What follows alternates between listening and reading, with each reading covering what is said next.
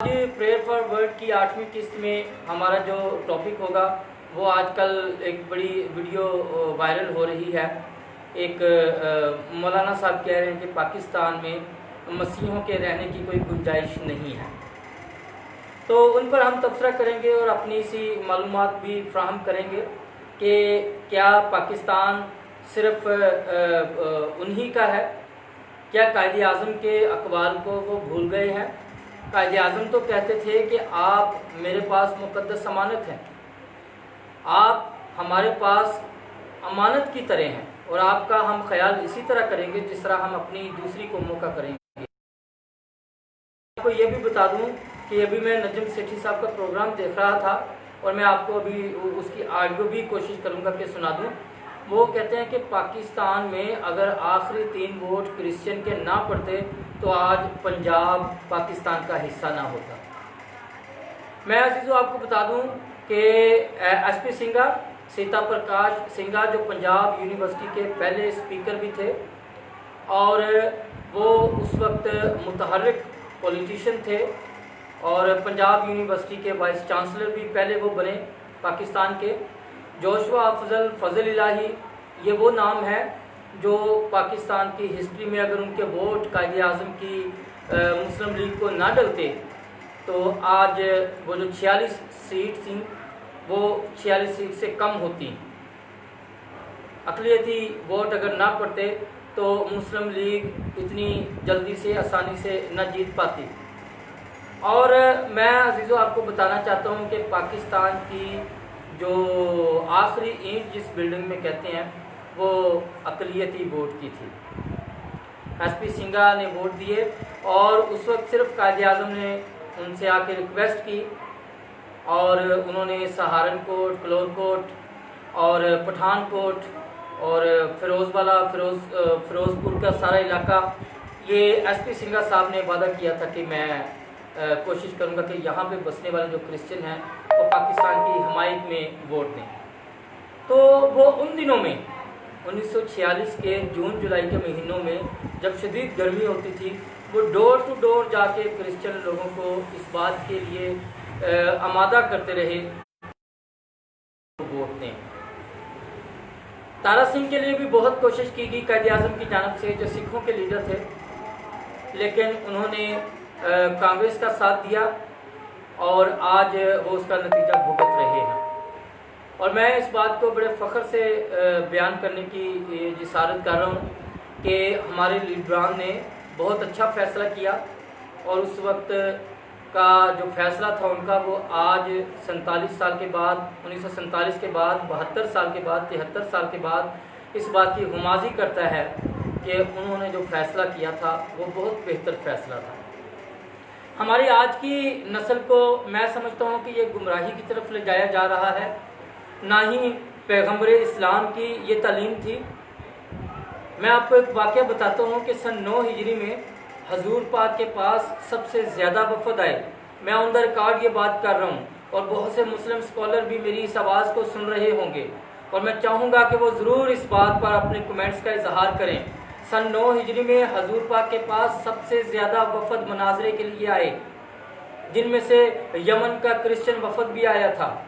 Yemen के Christian वफ़द ने मनाजरे के बाद जब उनको रात ज़्यादा पड़ गई तो उन्होंने मस्जिद नबवी में नमाज़ पढ़ने की इजाज़त मांगी और हजूर पाक ने उनको मस्जिद नबवी में नमाज़ पढ़ने की इजाज़त दी। और सहाबा किराम ने इस बात पर एहतजाज किया कि आपने उनको क्यों मस्जिद नबवी में पढ़ने की इजाज़त दी है। तो हजूर पाक ने कहा कि वो भी हमारी तरह अहले किताब हैं, वो भी उसी खुदा को मानते हैं जिसको हम मानते हैं। लेकिन मैं ये पूछना चाहता हूँ आज के आलमी दीन से, क्या आज की जो तालीम है, आजकल की जो ज़माने में तालीम दी जा रही है, क्या ये वही तालीम है जो पैगम्बर इस्लाम की तालीम थी? पैगम्बर इस्लाम ने कभी इस तरह की तालीम नहीं दी। हाँ, अगर आप कुरान पाक की मदनी और मक्की सूरतों में तज़ाद देखें तो वो ठीक है। मक्का में बसने वाले क्रिश्चियंस के मुतालिक क्या लिखा है और मदीना में बसने वाले क्रिश्चियंस के मुतालिक क्या लिखा है, ये उस वक्त के क्रिश्चियंस पर डिपेंड तालीम थी। उस तालीम को आज हम पाकिस्तान में लागू नहीं कर सकते हैं। पाकिस्तान में हमें कानूनी तौर पर आज़ादी हासिल है, पाकिस्तान आइन हमें इस बात की इजाज़त देता है, कायदे आज़म का ऑन द रिकॉर्ड खिताब मौजूद है कि आप हमारे मुल्क में आइन के मुताबिक बराबर के शहरी हैं, आप अपने मंदिर, अपने चर्चेज, अपने गुरुद्वारे बनाने में आज़ाद हैं, आप अपनी इबादत करने में आज़ाद हैं। ये कायदे आज़म का ऑन द रिकॉर्ड खिताब है, उनकी आवाज़ में ये खिताब मौजूद है। तहरीरी तौर पर यह खिताब मौजूद नहीं कि हम कह सकें कि ये तहरीर किसी और ने लिख दी है, उनकी आवाज़ में उनका ये रिकॉर्ड मौजूद है। और वो सबसे बड़ी बात कि पहली दस्तूर साज असम्बली में अक़लियतों के हकूक़ मानते हुए उन्होंने सदारत, जो उनकी अपनी हक था, दस्तूर साज असम्बली की सदारत उन्होंने जोगिंदर नाथ मंडल को दी थी, जो एक हिंदू लीडर था। ये अलग बात कि वो 1951 में इंडिया चला गया, लेकिन यहाँ पर अक़लियती होने के नाते कायदे आज़म ने उस दस्तूर साज असम्बली के इजलास की सदारत जोगिंदर नाथ मंडल को दी थी। और पंजाब असम्बली के पहले स्पीकर के लिए उन्होंने SP सिंघा का इंतखाब किया। पंजाब यूनिवर्सिटी के पहले वाइस चांसलर के लिए उन्होंने SP सिंघा का इंतखाब किया। पाकिस्तान की सबसे बड़ी सीट चीफ जस्टिस के लिए भगवान दास और AR कर्नेलियस खिदमात सर अंजाम दे चुके हैं। ये अलग बात है कि बाद में आने वाले कवानीन ने एक महदूद करके रख दिया अक़लियत को। वो कायदे आज़म का पाकिस्तान नहीं था। कायदे आज़म के पाकिस्तान में फर्गूसन जैसे भी चीफ ऑफ आर्मी स्टाफ बन गए थे, मेसी जैसे भी चीफ ऑफ आर्मी स्टाफ बन सकते थे। तो ये बातें बाद में जो हालात तंग किए गए, तंग से तंग तर अक़लियतों के लिए हालात कर दिए गए। ये मैं नहीं कहता, ये पाकिस्तान की हिस्ट्री कहती है, और पाकिस्तान की हिस्ट्री को कभी बदला नहीं जा सकता। पाकिस्तान की हिस्ट्री अगर बदल रही है तो वो सिर्फ इस व्यू से कि पाकिस्तान की हिस्ट्री में अक़लियतों ने क्या किरदार अदा किया, पाकिस्तान के बनने में मसीही रहनुमाओं ने क्या किरदार किया, ये हिस्ट्री में बात छुपाई जा रही है। पाकिस्तान की अस्करी जो जिदोजहद है, पाकिस्तान की आर्मी में मसीहियों ने क्या क्या किरदार अदा किया, इस बात को हिस्ट्री में छुपाया जा रहा है। लेकिन हिस्ट्री अपने आप को दोहराती है, तारीख अपने आप को दोहराती है। मुर्रख नज़रअंदाज कर सकता है, लेकिन तारीख कभी नज़रअंदाज नहीं कर सकती। जिनके कारनामों को सुनहरी हरूफ से तारीख लिख देती है, उनको मुर्रख बदल नहीं सकता है। मुर्रख अपनी जानबदारी दिखा सकता है, मुर्रख अपनी पसंद के विलन को भी हीरो के तौर पर पेश कर सकता है, लेकिन तारीख ऐसा नहीं करती। तारीख चंगेज़ खान को हीरो के तौर पर पेश नहीं करती, तारीख हलाकू खान को हीरो के तौर पर पेश नहीं करती, तारीख हिटलर को हीरो के तौर पर पेश नहीं करती। तारीख अपना ये जर्मनी को जो थे गोइटे के साथ का कोई लीडर था, उसको हिस्ट्री में वो हीरो के तौर पर पेश नहीं कर सकती। तो इसी तरह पाकिस्तान में जो हिस्ट्री मसीहों ने बनाई है, उसको तारीख नहीं तब्दील कर सकती। तो मैं उन मौलाना साहब को जवाब देना चाहता हूँ जो ये कहते हैं कि इनका पाकिस्तान में भी बसने का कोई हक नहीं है। मौलाना साहब, मैं आपको बताना चाहता हूँ, पाकिस्तान में आज तक जो तरक्की हुई है मेडिकल के शोबे में, एजुकेशन के शोबे में, वो मसीहों की बदौलत ही हुई है। अगर कोड का मर्ज पाकिस्तान से गया है तो एक मसीही रुतफाओं की वजह से गया है। मैं अफसोस के साथ ये बात करता हूँ, हम पर यह इल्ज़ाम लगाया जाता है कि हम अपनी तालीम से फिर गए, लेकिन क्या हमने कभी अपने आप में भी ये सोचा है कि हम अपनी कौम को क्या पैगाम दे रहे हैं? क्या हम जो पैगाम दे रहे हैं वो हमारी किताब के मुताबिक, हमारी किताब उस बात की तायीद करती है? किताब मुकद्दस, जो इस्लामी किताब मुकद्दस है, उसने कभी भी नहीं कहा कि इनको अपने मुल्क में बसने न दो। किसी को सेंट कैथराइन का अगर मुआहिदा याद हो, और वो मुआहिदा ता क़यामत था, और वो मुआहिदा मसीहों के साथ किया गया था, जिसमें मसीहों की खानकाहों की हिफाजत की जिम्मेदारी हजूर पाक ने अपने सहाबा कराम की लगाई थी। उसने इनकी जो पादरी हैं, फादर हैं, बिशप हजरात हैं, उनकी जान की हिफाजत का जिम्मा भी उन्होंने। हमारी तरफ से इनको कोई नुकसान नहीं होना चाहिए और ये मुआहदा ता कयामत तक होगा। अगर आप जानना चाहें तो साथ जियो का जो प्रोग्राम रात को 10 बजे आता है उसमें आप सर्च कर सकते हैं सेंट कैथराइन विद आज शाहजेब खानजादा के साथ, तो आप सारी मालूमात आप तक पहुंच जाएंगी। और मैं अपने इस्लामी भाइयों से ये कहता हूं कि आप तक सही बात नहीं पहुंचाई जा रही है, आपको सही पैगाम नहीं दिया जा रहा है, आपको मसीहत के खिलाफ इंतशार फैलाया जा रहा है और ये बात मुल्क पाकिस्तान के लिए सही नहीं है। मजहबी मुनाफिकत का इस वक्त पाकिस्तान मुतहम्मिल नहीं हो सकता, मजहबी तासुब का इस वक्त पाकिस्तान मुतहम्मिल नहीं हो सकता। मैं दूसरी तीसरी किसी बात की तरफ नहीं जाता, मैं गुरुद्वारे या मस्जिद या की तरफ नहीं जाता, मैं इस वक्त सिर्फ मसीहत की बात करता हूँ और मसीहत को काफिर कहा जाता है। मैं आपसे सवाल करता हूँ कि आपकी किताब में कहाँ लिखा है कि मसीही काफिर है? जब हजरत ईसा को एक बाइज्जत नबी तस्लीम किया जाता है, मुकर्रब नबी तस्लीम किया जाता है, तो उसकी कौम को काफिर कहना कहाँ की दलील है? एक मुकर्रब नबी, एक खुदा के बंदे की फॉलोअर्स को काफिर कहना क्या तौहीन नहीं है किसी नबी की? आप ये कहते हैं कि हमारा सारे नबियों को मानना और उनकी इज्जत करना मुसलमान होने के लिए शर्त है। एक मसीही को काफिर कह देना क्या हजरत ईसा की तौहीन नहीं? एक यहूदी को काफिर कह देना क्या हजरत मूसा की तौहीन नहीं? पाकिस्तानी कानून के मुताबिक 295 की खिलाफ वर्जी नहीं, किसी भी मजहब की तौहीन करना। क्या हम कानूनी तौर पर भी, पाकिस्तान के कानूनी नुक्ता नज़र से भी हम इसके मुजरिम नहीं ठहरते? क्या हमारा मजहब हमें इजाज़त देता है कि हम किसी को काफिर कहें?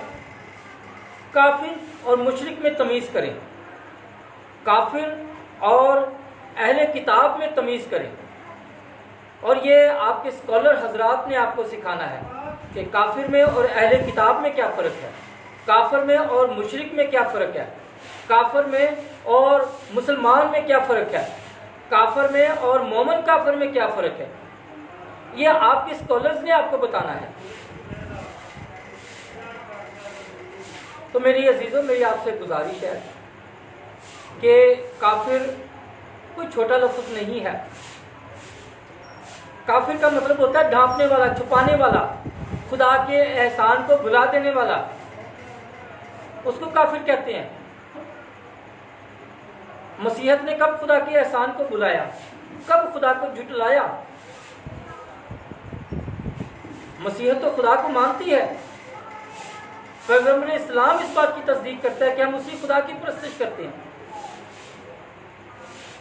बाद में आने वालों ने न जाने क्या सोच समझकर ये मैं समझता हूँ इसको फितना कहना चाहिए। ये फितना दर तालीम है, मुनाफरत, नफरत, तासुब फैलाने वाली तालीम है। दुनिया इस वक्त नफरत की मुतहम्मल नहीं हो सकती। इस वक्त जो दुनिया के हालात हैं, दुनिया को हमदर्दी की ज़रूरत है, मोहब्बत की ज़रूरत है। ये मजहबी नफरत की आड़ में हम इस वक्त नहीं मुतहम्मल हो सकते कि हम जंगें करते फिरें। आदम से लेकर आज तक सबसे ज़्यादा डेथ, सबसे ज़्यादा कत्ल, सबसे ज़्यादा शहीद मजहब के नाम पर हुए हैं। हमने मजहब की आड़ लेकर अपने अपने मफाद ढूंढे हैं। वो भले हम सलीबी जंगों को देख लें, भले हम किसी जागीर की खातर, किसी मिरास की खातर, किसी जगह की खातर लड़ाइयाँ देख लें या किसी ओहदे की खातर लड़ाइयाँ देख लें। आड़ हमेशा ढाल हमेशा मज़हब को बनाया गया है कि मज़हब की खातर हम ये जंग करते हैं और हम मज़हब की खातर कट मरने को तैयार हो जाते हैं। हम मज़हब की खातर सब कुछ करने को तैयार हो जाते हैं, लेकिन मज़हब की खातर अमल करने के लिए तैयार नहीं होते। मज़हब की खातर अपने आप को सुधारने के लिए तैयार नहीं होते। हम मज़हब की खातर खुदा से लो लगाने को तैयार नहीं होते, लेकिन जहाँ नफ़रत की तालीम फैलानी हो मज़हब की खातर, जहाँ किसी के इंतशार फैलाना हो मज़हब की खातर, जहाँ किसी को कत्ल करना हो, मार डालना हो मज़हब की खातर, वहाँ हम सबसे आगे होते हैं। जहाँ एहतजाज करना हो, मुल्क की सड़कें ब्लॉक करनी हो, मुल्क की ATM मशीनें तोड़नी हो और मुल्क में दंगा फसाद और जलाओ घेराव करना हो मज़हब की खातर, हम सबसे आगे होते हैं। लेकिन जहाँ पर मज़हब के लिए मोहब्बत की तालीम को फ़रोग़ देने की बात आ जाए, वहाँ पर हमारे पास टाइम नहीं है। जहाँ पर मज़हब पर अमल करने की बात आ जाए, वहाँ पर हमारे पास टाइम नहीं है। हम में से कितने लोग हैं, खा वो क्रिश्चियन है, खा वो हिंदू है, खा वो मुस्लिम है, खा वो सिख है, कितने लोग हैं जो 100% अपनी मजहबी तालीम पर अमल पैरा है, लेकिन 100% इंतशार की तालीम पर, 100% फितने फसाद की तालीम पर, 100% जलाओ घेराव की तालीम पर हम अमल करते हैं। वो किसी भी मुल्क का बाशिंदा हो, सिर्फ पाकिस्तान का ही नहीं, किसी भी मुल्क का बाशिंदा हो, ये स्पिरिट अपने अंदर लेके उसके पास टाइम भी होता है, उसके पास पूरे अफराद भी होते हैं जलाओ गिराव करने के लिए, उसके पास लूट मार के लिए भी सारे मौके होते हैं, लेकिन उसको अगर कह दिया जाए कि किसी गरीब की मदद करनी है तो कोई मौका नहीं है। तो मेरे अज़ीज़ों, अपने अपने गिरेबान में झांकें। मैं ये आपकी तरफ एक उंगली कर रहा हूँ तो 3 उंगलियां आप खुद देख रहे कि किस तरफ हैं। मेरे अज़ीज़ों, किसी की तरफ उंगली उठाने से पहले अपनी इन 3 उंगलियों को चेक कर लें कि ये किस तरफ इशारा कर रहे हैं। खुदारा अपने आप को भी तब्दील करें, अपनी कौम को भी अच्छी तालीम से रोशनास करें। हमारे मुल्क का जो शरह खानदगी है वो इस वक्त 25 से 30% है। हमारे मुल्क में पढ़े लिखे लोग 100 में से 25 से 30% हैं। हमारे लिए बड़े अफसोस का मुकाम है। इस वक्त पूरी दुनिया में सबसे ज़्यादा शरह खानदगी बनी इसराइल में है, इसराइल के मुल्क में है। वहाँ पर मिडिल पास को पढ़ा लिखा नहीं कहा जाता पाकिस्तान की तरह, वहाँ पर FA को पढ़ा लिखा नहीं कहा जाता इंडिया की तरह, वहाँ पर MA पास को पढ़ा लिखा नहीं कहा जाता अमेरिका की तरह। वहाँ पर उस शख्स को पढ़ा लिखा कंसीडर किया जाता है जिसने PhD की हो किसी भी मजमून में। उसने अगर PhD कर ली है तो वह पढ़ा लिखा है, बाकी पढ़े लिखों की लिस्ट में नहीं आते हैं। और अजीज़ों, मैं आपको बताऊं कि बनी इसराइल का मुल्क कराची जितना है, कराची के जितने मुल्क में भी 2 करोड़ लोग इस वक्त मौजूद हैं। 2017 की अपना मरदमशुमारी के मुताबिक, और इसराइल के मुल्क में 85 लाख अफराद हैं। 1 करोड़ भी पूरा नहीं है। हाँ, 5 करोड़ पूरी दुनिया में मौजूद हैं, लेकिन इसराइल के मुल्क में 80,000 से 1 लाख तक मौजूद है, 85 लाख तक, सॉरी। और पूरी दुनिया पर इस वक्त यहूदी हुकूमत कर रहा है। 150 नोबेल प्राइज में से 180 उसके पास हैं। आप जो तालीम देते हैं कि पाकिस्तान में ईसाइयों का रहना ममनू होना चाहिए, पाकिस्तान में ये फितना फसाद है, आपकी आबादी पूरी दुनिया में 1.5 अरब है और आपके पास 3 नोबेल प्राइज हैं। कहाँ 1.5 अरब और कहाँ 5 करोड़। 5 करोड़ वाले 180 नोबेल प्राइज के साथ हैं और 1.5 अरब की आबादी वाले 3 प्राइज के साथ हैं। तो यहाँ से हम अपनी तालीम का अंदाज़ा लगा सकते हैं। जब हमारी तालीम इतनी होगी तो हम अपना मयार खुद अपने लिए मुतय्यर कर सकते हैं। कि हमारा मयार क्या है, हम अपने आप को किस मयार पर परखते हैं। अभी तक कोई ऐसा मुल्क नहीं है जो चांद पर पहुंचने की कोशिश कर रहा है। मसीही लोग, जिसको कहा जाता है कि इनके पास इल्म नहीं है, इनमें आलम नहीं है, वो चांद पर पहुंच चुके हैं, तहकीक कर रहे हैं, नई से नई तहकीक कर रहे हैं। सो मेरे अजीजों, ये सारी बातें मैं बड़े अफसोस के साथ कर रहा हूँ। पाकिस्तान की तरक्की में मसीहों का किरदार कोई कम नहीं है। मेडिकल के शोबे में आज भी मसीही अपना किरदार अदा कर रहे हैं। तालीम के शोबे में आज भी मसीही अपना किरदार अदा कर रहे हैं। अगर हम थोड़ा सा पीछे चले जाएं 1971 में, तो ये सारे तालीमी इदारे जो मसीहों के तालीमी इदारे थे, जो तरक्की कर रहे थे, उनको गवर्नमेंट ने अपने कंट्रोल में कर लिया, क्योंकि गवर्नमेंट के अपने इदारे तरक्की नहीं कर रहे थे। उन्होंने वो तमाम मसीही इदारे अपने पास रख लिए जो तरक्की कर रहे थे। हमारे पाकिस्तानी वज़ीर आज़म, पाकिस्तानी जो सदर हैं, वो मोस्टली क्रिश्चियन इदारों से तालीम याफ्ता है, और जो क्रिश्चियन इदारों से तालीम याफ्ता होकर आए हैं, उन्होंने तरक्की की है। वो एक कौम को संभाल रहे हैं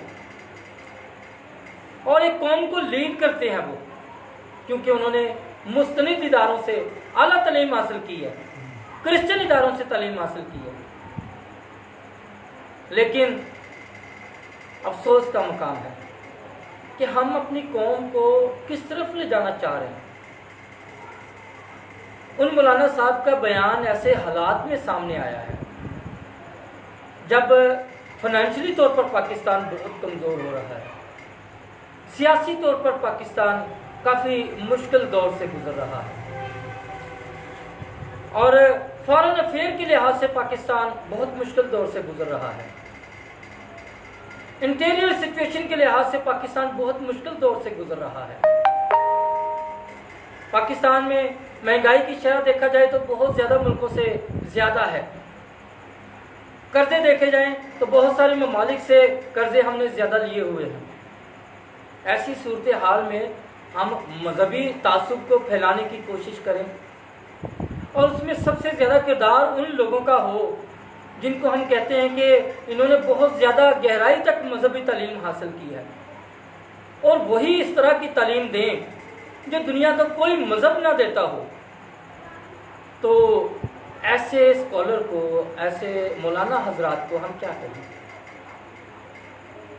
मेरी आप सबसे गुजारिश है, एज ए मुसलमान ना सोचें, एज ए हिंदू ना सोचें, एज ए क्रिश्चियन ना सोचें, एज ए सिख ना सोचें, एज ए पर्शियन ना सोचें, एज ए इंसान सोचें। एज ए इंसान अगर हम इंसानों पर जुल्म करेंगे और रोहिंग्या लोगों वाला सलूक करेंगे कि उनको किसी मुल्क में पनाह न दी जाए, तो आप खुद सोचें कि अगर कोई यूरोपियन मुल्क ये कह दे कि भाई हमारे मुल्क में सिर्फ क्रिश्चियन लोग रह सकते हैं, मुस्लिम लोगों की हमारे मुल्क में जगह नहीं है, तो आप लोग क्या कहेंगे? अपनी जगह, अपने आप को क्रिश्चियन की जगह रखकर सोचें, पाकिस्तानी क्रिश्चियन की जगह रखकर सोचें अपने आप को। यहाँ पर कई एक हादसा हुए, कुछ शिद्दत पसंद लोगों ने हादसा किए इस तरह के। शांति नगर वाला वाकया हुआ, जोसेफ कॉलोनी वाला वाकया हुआ, गोजरे वाला वाकया हुआ, आसिया बीबी वाला वाकया हुआ, शहजाद मसीह कोट राधा किशन वाले वाला वाकया हुआ, मंजूर मसीह वाला वाकया हुआ, अमानत मसीह सलामत मसीह वाला वाकया हुआ। क्या हुआ? अभी नदीम जोसेफ वाला वाकया हुआ। उसका कसूर क्या था कि हमारे मोहल्ले में तुमने घर कैसे ले लिया, मुस्लिम मोहल्ले में क्रिश्चियन होकर तुमने घर कैसे ले लिया? और वो ज़रूर इन मौलाना को सुनता होगा जो कहते हैं कि पाकिस्तान में रहना इनके लिए ख़तरनाक है। क्या हमने कभी किसी को काफिर कहा? क्या हमने कभी किसी के खिलाफ कोई साजिश की? क्या हमने कभी अपने चर्च पे हमला करने की वजह से जलाओ घेराव किया? क्या हमने कभी किसी बैंक को लूटा? क्या हमने कभी ATM मशीनें लूटी? क्या हमने कभी ट्रेनें जलाई? क्या हमने कभी गोलियों से किसी वजीर को या किसी लीडर को छलनी किया मजहब की आड़ लेकर कि तुमने हमारे मसीह के खिलाफ ये बात की है? अगर ऐसा हुआ है तो ज़रूर कमेंट्स में आगाह कीजिए। मैं पास्टर काजिम जदून हूँ। अगर कोई भाई अभी मुझे सुना है या बाद में भी मुझे सुनते हैं तो मैं आपको बताना चाहता हूँ, मैं पास्टर काजिम जदून हूँ, लाहौर में रहता हूँ। कमेंट्स में आप मेरे बारे में या मैंने जितने इजहार ख्याल किए हैं, और मैंने सब बड़े दुख के साथ, बड़े अफसोस के साथ ये बातें की हैं। मैं कहना नहीं चाहता था, लेकिन as a Pakistani, as a मसीही, मसीह के फॉलोअर होने के नाते से मेरा राइट बनता है कि मैं इस बात का जवाब दूं कि अगर हम इस मुल्क में रहने के हकदार नहीं हैं तो उसकी वजह क्या है। क्या इसकी वजह यह है कि हमने पाकिस्तान बनते वक्त कायदे आज़म का साथ दिया था? क्या हमारा कसूर यह है कि हमारे लीडर गर्मी की दौड़ धूप में जब सारे मुस्लिम लीगी पंखे और AC में बैठकर आराम से बैठे रहते थे, उस वक्त वो पठानकोट, सहारनकोट और दूसरे देहाती इलाकों में जाकर वहाँ पे रहने वाले मसीहों से वो इल्तिजा कर रहा था कि आप पाकिस्तान को वोट दें? यह कसूर है हमारा? क्या हमारा यह कसूर है कि हम पाकिस्तान में रहते हुए सिंसेयर होकर टैक्स अदा करते हैं, बड़े बड़े तालीमी इदारों को चला रहे हैं? क्या हमारा कसूर यह है कि हम बड़े बड़े हॉस्पिटल्स को रन कर रहे हैं और पाकिस्तान की खिदमत कर रहे हैं? अगर हमारा कसूर यह है तो ये ऐसा कसूर है जो हम करते रहेंगे। इसे हमें ना आप मना कर सकते हैं और ना हम मना हो सकते हैं, क्योंकि ये मुल्की कानून के साथ साथ इंसानियत का भी एक फ़र्ज़ बनता है कि हम इंसानियत की खिदमत करें। और ये मुल्क पाकिस्तान के साथ साथ इंसानियत की खिदमत में ये दो शोबे अहम हैं इंसानियत के लिए, एक सेहत का शोबा और एक तालीम का शोबा। दोनों शोबे होंगे तो पाकिस्तान तरक्की करेगा। अगर ये दोनों शोबे नहीं हैं तो पाकिस्तान बीमार रहेगा, पाकिस्तान अनपढ़ रहेगा, और पाकिस्तान बीमार रहेगा तो भी तरक्की नहीं करेगा, पाकिस्तान अनपढ़ रहेगा तो भी तरक्की नहीं करेगा। खुदावंद हम सबको बरकत दे। मैं पास्टर इमरान साहब को मौका दूंगा, उसके बाद मैं इस मसीहत के मुताबिक काफिर क्या होता है मैं इसकी एक्सप्लेनेशन करूंगा आपके सामने।